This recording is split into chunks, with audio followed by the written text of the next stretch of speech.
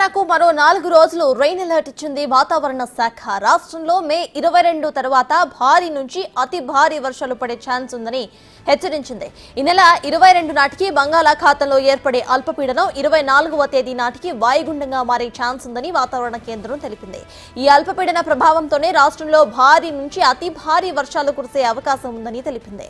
ప్రస్తుతం కొనసాగుతున్న వాతావరణానికి తోడు ఛత్తీస్గఢ్, తెలంగాణ, రాయలసీమ మీదుగా ఇంటీరియర్ కర్ణాటక వరకు ఉపరితల ఆవర్తన కొనసాగుతోంది. దీని ప్రభావం కూడా తెలుగు రాష్ట్రాల్లోని కొన్ని ప్రాంతాల్లో మోస్తారు వర్షాలు కురుస్తాయని ఐఎండీ తెలిపింది.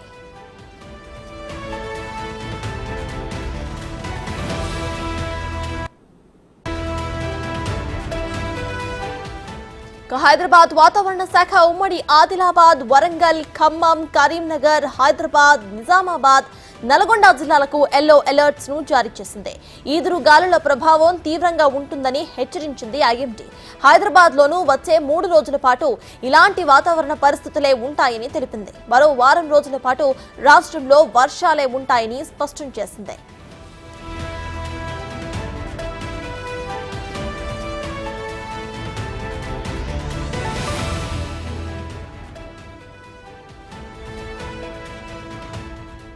ఇదే విషయంపై పూర్తి డీటెయిల్స్ మా ప్రతినిధి రామ్ ప్రసాద్ అందిస్తారు. రామ్ ప్రసాద్, చెప్పండి, ఇంకో 4 రోజుల పాటు తెలంగాణలో రెయిన్ అలర్ట్ ను జారీ చేసింది ఐఎండీ. అయితే దీనిపైన అప్డేట్స్ ఏంటి?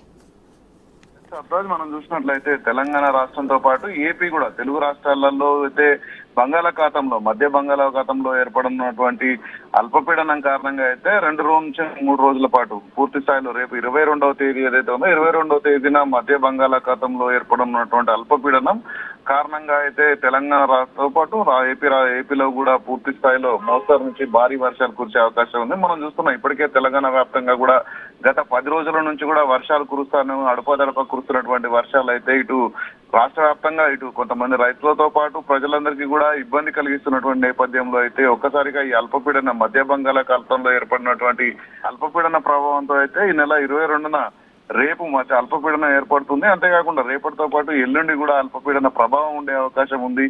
ఈ నెల 24వ తేదీన అల్పపీడనం అయితే వాయుగుండంగా మారే అవకాశం ఉంది. తీరం దాటే ఉన్నటువంటి పరిస్థితులు కూడా ఉన్నట్లు మనకు వాతావరణ శాఖ అధికారులు చెప్పిన నేపథ్యంలో రాష్ట్ర వ్యాప్తంగా కూడా భారీ వర్షాలు కురిసేటువంటి అవకాశం ఉంది. అంతేకాకుండా ఉరుములు మెరుపులతో కూడినటువంటి వర్షాలతో పాటు 30 నుంచి 40 కిలోమీటర్ల వేగంతో కూడా గంటకు గాలులు వీచేటువంటి అవకాశం ఉన్నట్లయితే ఇటు భారత వాతావరణ శాఖకు సంబంధించినటువంటి అధికారులు చెప్పడం జరిగింది. అంతేకాకుండా రాష్ట్రంలో మనం చూస్తున్నాం తొలుత ఈ అల్పపీడనం అనేది వాయువ్య దిశగా కదిలి ఈ నెల 24వ తేదీకి మాత్రం మధ్య బంగాళాఖాతంలో వాయుగుండంగా బలపడేటువంటి అవకాశం ఉందని ఇటు హైదరాబాద్ వాతావరణ శాఖ అధికారులు కూడా చెప్తున్న నేపథ్యంలో ప్రజలందరూ కూడా అప్రమత్తంగా ఉండాలని చెప్పి సూచిస్తున్నారు. ఎందుకంటే ఇప్పటికే కురిసినటువంటి వర్షాలు మనం చూస్తున్నాం.